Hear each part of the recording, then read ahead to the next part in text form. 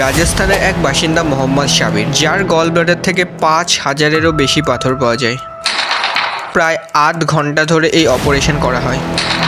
কি এমন ভুলের জন্য সাবিরের গল ব্লাডারে এতগুলো পাথর হয়েছিল জানবো আজকের এই ভিডিওতে।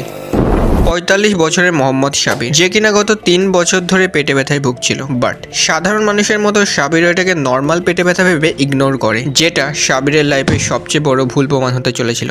ফাইনালি ৩ বছর পর গিয়ে সাবির একটা ডক্টরের সাথে কনসাল্ট করার কথা ঠিক করে, আর সেই জন্য নিজের বাড়ি থেকে প্রায় ১০০ কিলোমিটার দূরে একটা হসপিটালে যায় চিকিৎসার জন্য।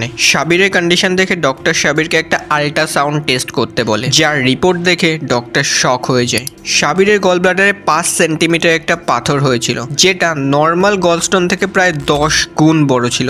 সাবিরের কেসে এগোনোর আগে আমাদের এটা জানতে হবে গলস্টোন কি এবং এটা কেন হয়। আমাদের লিভারের নিচে একটা ছোট্ট থলি থাকে, যাকে গল ব্লাডার বলে। লিভার থেকে তৈরি হওয়া বাইল এই গল ব্লাডারে স্টোর হয়, এবং আমরা যখন খাবার খাই সেই খাবারকে ডাইজেস্ট করার জন্য গল ব্লাডার থেকে সিস্টিক ডাক্টের মাধ্যমে এই বাইল রিলিজ হয়। এই বাইলের মধ্যে মেইনলি 3টে কম্পোনেন্ট থাকে: বাইল সল্ট, বিলিরুবিন আর কোলেস্টেরল। বেশি ফ্যাট জাতীয় খাবার খেলে এবং জল কম খেলে এই বাইল, যেটা সাধারণত তরল হয়, সেটা কনসেন্ট্রেটেড হয়ে যায় এবং ছোট ছোট ক্রিস্টাল তৈরি করে, যাকে গলস্টোন বলে।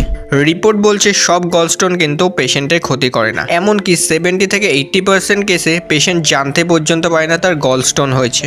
বাট সাবিরের কেসটা একটু আলাদা ছিল, কারণ তার গল ব্লাডারে ৫,০০০-এরও বেশি পাথর ছিল।